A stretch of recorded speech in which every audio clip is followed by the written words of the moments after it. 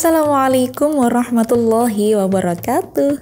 Mendekati Lailatul Qadar, amalan apa yang dilakukan perempuan saat haid atau saat nifas?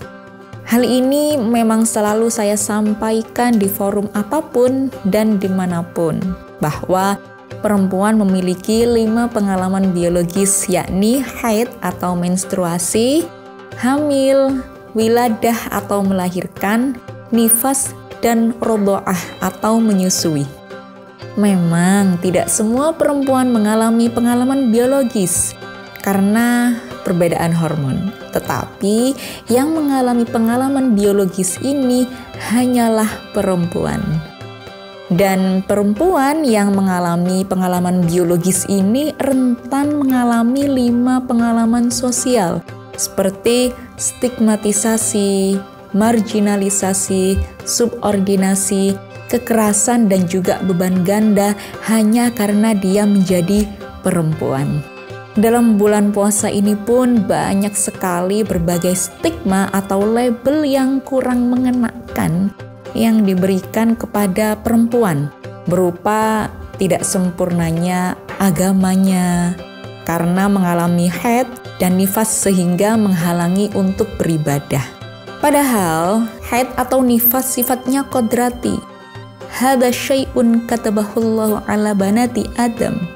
Haid atau nifas adalah sesuatu yang telah ditetapkan Allah kepada anak perempuan keturunan Nabi Adam.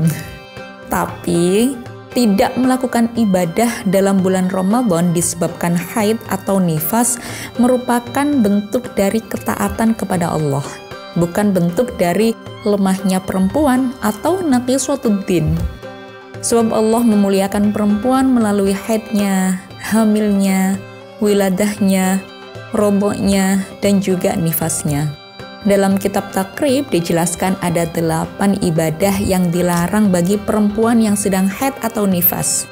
Yang pertama adalah sholat, yang kedua puasa, yang ketiga membaca Al-Quran, yang keempat menyentuh atau membawa mushaf, yang kelima masuk masjid, yang keenam tawaf, yang ketujuh jima, atau yang kedelapan bersenang-senang di sekitar organ kemaluan. Tidak melakukan ibadah-ibadah tersebut adalah bentuk dari ketaatan pada Allah. Para ulama berbeda pendapat dalam larangan tersebut. Mayoritas mazhab Syafi'iyah menganut 8 larangan yang tadi saya sebutkan.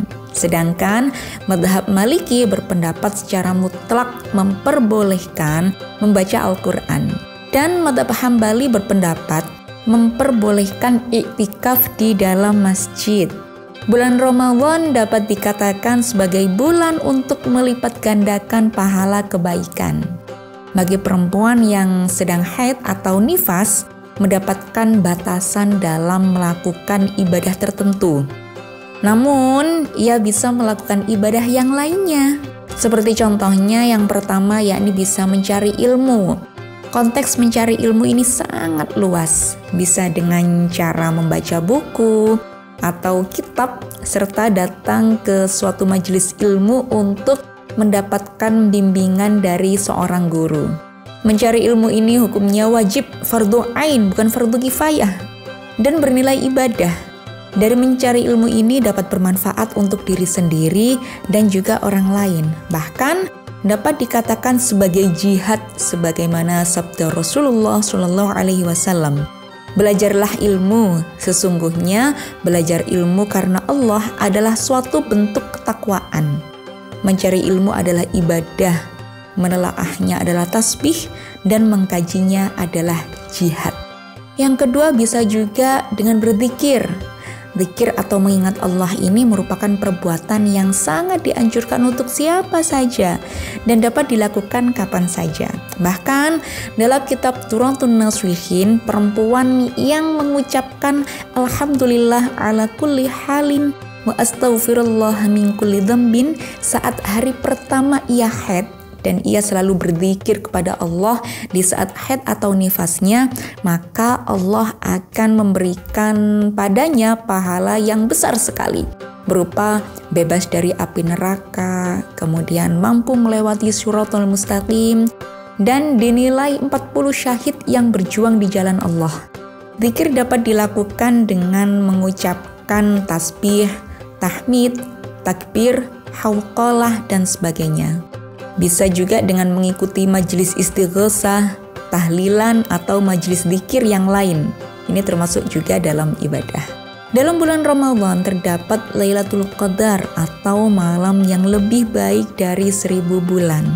Perempuan yang sedang haid atau nifas dianjurkan untuk tetap memanfaatkan momen pada bulan suci Ramadan untuk tetap beribadah. Salah satunya dengan berzikir. Sayyidah Aisyah radhiyallahu anha pernah bertanya kepada Rasulullah, "Wahai Rasulullah, andaikan aku bertemu Lailatul Qadar, doa apa yang bagus untuk dibaca?" Lalu Rasulullah menjawab, "Allahumma innaka afuwun tuhibbul afwa fa'fu anni." Ya Allah, Engkau Maha Pengampun. Engkau menyukai orang yang meminta ampunan. Karena itu, ampunilah aku. Yang ketiga, perempuan yang sedang haid atau nifas bisa berdoa. Berdoa sebagai bentuk ikhtiar untuk taqarrub ilallah. Sebuah hadis menyebutkan bahwa ad-du'a'u mukhul ibadah. Doa sebagai otak dari ibadah. Berdoa dapat dijadikan pilihan amalan ibadah bagi perempuan yang sedang haid atau nifas. Doa ini bisa dilafalkan dalam bahasa apa saja, kapan saja, dan oleh siapa saja, termasuk perempuan yang sedang haid atau nifas. Yang keempat, perempuan yang haid atau nifas saat bulan Ramadan bisa melakukan kegiatan sosial, aktif dalam kegiatan yang positif. Jadi tidak hanya ibadah yang bersifat ritual atau hablum minallah. Kegiatan sosial atau hablum minannas juga bernilai ibadah. Ibadah sosial ini dapat berupa menanam pohon, bisa kerja bakti, memberi makan orang fakir, mengajar, kemudian berbagi takjil, dan sebagainya. Menyiapkan hidangan berbuka puasa untuk keluarga juga termasuk dalam ibadah bagi perempuan yang sedang haid. Puasa sebagai bentuk untuk seseorang merasakan apa yang dirasakan oleh saudara-saudara kita yang seharian penuh menahan lapar dan haus karena tidak mampu untuk makan.